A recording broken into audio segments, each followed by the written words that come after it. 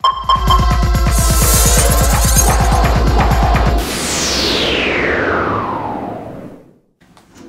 guys, it's Brandon Miniman from Techno Buffalo, and this is an overview for you of the HTC Desire. This is one of HTC's newest Android devices. Back at Mobile World Congress, they announced this device along with the HTC Legend and the HD Mini, and of those three devices, the Desire, this one right here, is absolutely the most powerful device that HTC has ever released that runs the Android platform.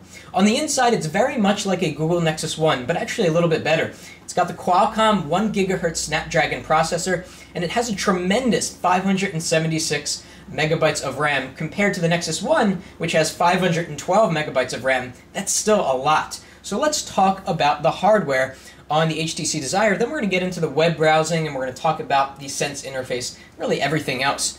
So the screen is 3.7 inches diagonal, as a comparison to the iPhone that is 0.2 inches bigger. Also, the screen is much higher resolution. So we have 800 down and 480 across, whereas the iPhone is 480 down and 320 across, which means on the Desire, icons are super crisp, text is super crisp, photos look fantastic, and video comes through very, very nicely. Compared to a device like the HD2, well, then the Desire doesn't look so impressive anymore. The HD2 has a 4.3-inch screen, but it has the same resolution, 800 down and 480 across. Now, the screen on the Desire uses AMOLED technology like the Nexus 1, which means that blacks are ultra black and power consumption is improved. So let's take a look around the device. New to this device, compared to the Nexus 1, is that it has a slight chin. And the benefit of the chin is that it raises the optical D-pad slightly towards the user, so that's very, very comfortable to hold in one hand and to navigate like so.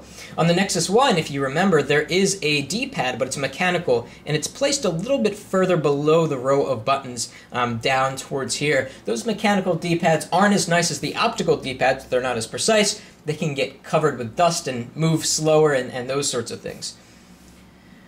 On the side, we have a volume rocker. On the top, there's a 3.5mm headphone jack and the standby button. Nothing on this side. On the back, we have a 5-megapixel camera like the Nexus 1, and we have a single LED flash with a speaker, large HTC branding. We have this nice rubbery coating on the back, so it feels really secure in the hand. It's also a bit thicker than the Nexus 1 by a fraction of a millimeter, although after having used both devices, I can say that the Desire feels significantly thicker, but I really don't mind because it makes the device feel more sturdy in hand for some reason. Okay, so let's turn on the device and talk about the Sense UI experience. Alright, so I'm going to unlock the device, and look at this really cool background animation. This is Android 2.1, which means that it supports live wallpaper. So I'm going to go over to a blank screen, and you can see the really awesome looking live wallpaper, and I'm going to change the wallpaper to something else. So I'm going to go to live wallpaper. And this particular one you just saw is HTC's own live wallpaper. But of course we have the other ones that come from the Google Nexus 1, so we can choose the Nexus wallpaper, which is quite cool. Anywhere you tap, you'll see kind of a ray of light with lots of colors coming from there. So we'll leave that on for now. Let's talk about the Sense interface. So the Sense interface is comprised of 7 home screens onto which you can put a ton of awesome widgets. And thanks to the really fast processor and the large amount of RAM, these widgets perform very, very well, the best we've seen yet. Now, a problem with having 7 home screens, and I'm going to go through these in a second, is how do you get from the one all the way on the left to the one all the way on the right? Well, this was a problem in previous devices from HTC, but now they have this pinch feature, where you pinch your fingers and you get a zoomed out view of all of your different home screens. You can quickly jump around. So I can go to the weather, I can go to the one all the way on the right, or the one all the way on the left. It's a very, very smart way that HTC has implemented to get around your home screens. Furthermore, you can get to that zoomed out view by tapping on the home screen button when you're on the home screen. Okay, so let me show you how I have my home screens laid out. Then I'm going to show you some other configurations that you can have. So right here, I've got the clock and the time, of course, and the weather. So if I tap on the clock, I'm taken to this beautiful HTC Sense interface where I can change the alarm, where I can use the stopwatch, so on and so forth. I get to see my weather. I can quick dial somebody that I call on a regular basis. I can go right into settings. I've got my mail here, calendar, internet, things like that. If I go over to the left, I've got Twitter. So I can, in an instant, type what I'm doing. I can go into Opera Mini, got the XDA application here. I've got a link to Peep, which is the full HTC Twitter application, which works quite well. And I also have a shortcut to a website. Over here on the left, I have the weather. And all the way on the left, I haven't put anything here yet. So I'm going to go back to the center. To the right, I have a list of my favorite people with beautiful pictures. To the right of that, I have the text messaging carousel, so I can flick through my text messages like so. And on the right, I have nothing.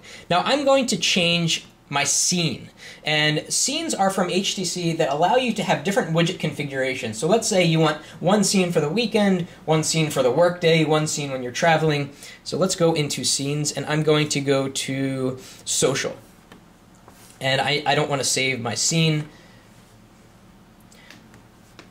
And so we get a totally different widget configuration. We have this big clock here. Over on the left, we have an email. Over on the left, we have a friend stream, which will actually pull from a multitude of social networks. Right now, I have it pulling from just Twitter. We have a nice calendar here, which integrates with HTC's calendar application that's a lot nicer than what you get with just standard Android. Going over to the right, we have a different way of looking at the favorites. If you remember on the previous screen, I had favorites arranged in a 2x3 grid, and now it's a 1x3 grid. And then I also have a quick toggle for Wi-Fi and Bluetooth and the camera. There's the text messaging again. Nothing is over there. So let's jump to another scene. Let's go to travel this time. Okay, so here I have two different clocks. And you can see the background just changed. These clocks let me see the time in two different areas. And here's email again. This is HTC's Footprints, which allows you to tag coordinates to a picture, and you can add more information about a particular place that you've been. So this is assuming that you're traveling. It's also going to load the weather, and you can flick between multiple areas for the weather. Quite nice. Over here on the right, I have a music player. Right on the home screen, friend stream, so I can update my status to multiple places at one time. The calendar, and then there's nothing over there. Let's jump to another scene. This time we're going to go to work. Let's see what HTC thinks we should look at for our work scene. So the background's probably going to change. And it did. So here we have calendar right out in front so you know where you need to be. To the left we have email. To the left of that we have stocks. And calendar. Let's go back to the middle. Here's the same looking thing. We get a quick view of the weather. And of course, tapping on that will bring you into HTC's weather application. To the right of that, we have news, and we can subscribe to, say, BBC News. And very fast, it's going to load news headlines. You can scroll through very elegantly. And to the right, there is nothing. Let's go to the one more scene just to make sure we have all the different widgets. Go to play.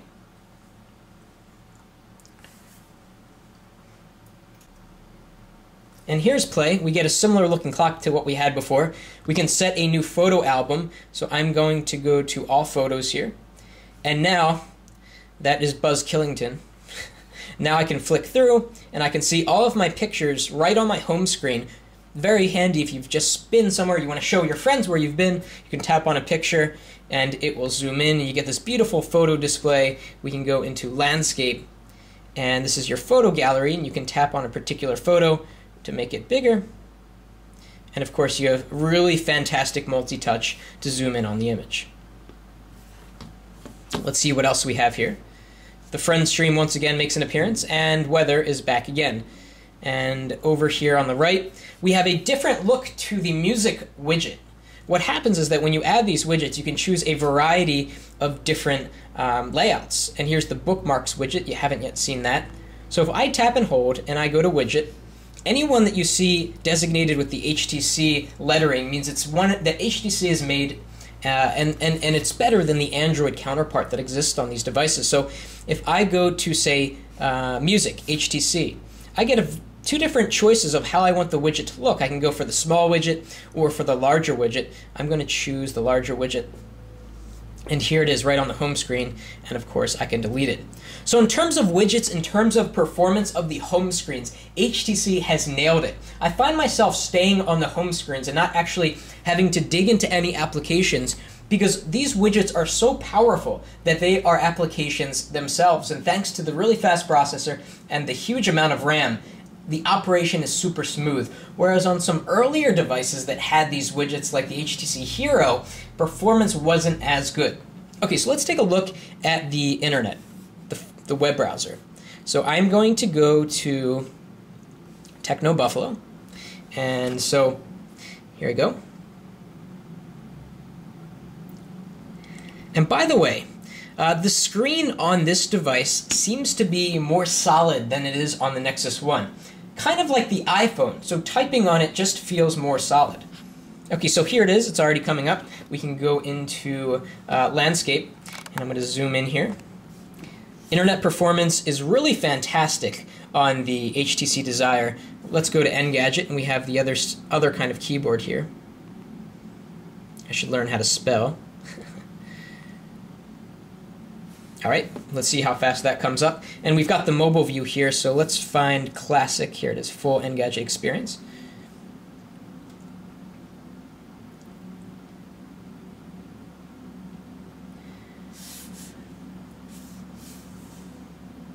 Okay, so I'm going to pan around here. Very smooth. I don't see any checkerboards.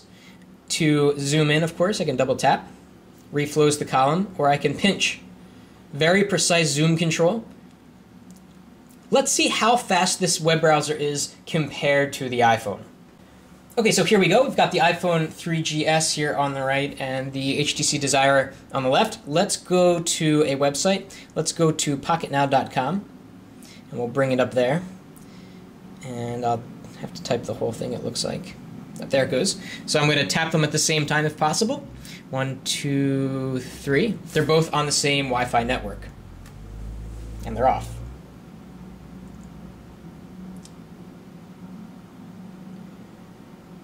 Very, very close. Oh, it looks like the Desire won by half of a second. That was very impressive. Well, actually, it seems to be loading more stuff now. Okay, so let's move around on the page and click on a permalink. So let's go to here. And this, I have to say that the multi-touch is more smooth on the iPhone, but the Desire is definitely capable, and something I want you to notice is the difference in screen clarity. So if you look at these two images here, it looks so much more lifelike on the AMOLED display compared to the iPhone. If you can see that, the iPhone just kind of seems washed out. So I'm going to tap on these headlines at the same time, and hopefully they will load. Okay, and they're off.